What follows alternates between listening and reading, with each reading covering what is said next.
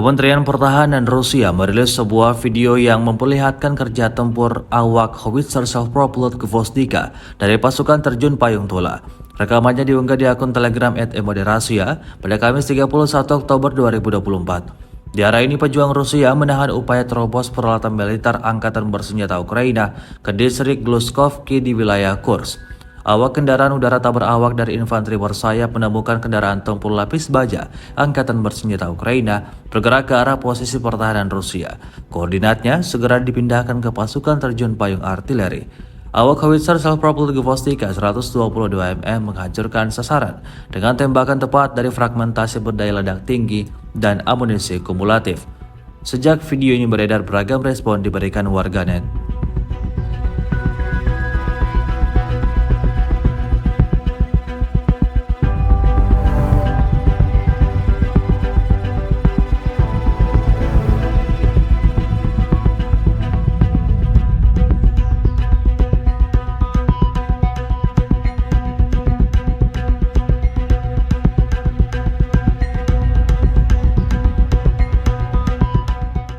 Download Tribun X sekarang, menghadirkan lokal menjadi Indonesia.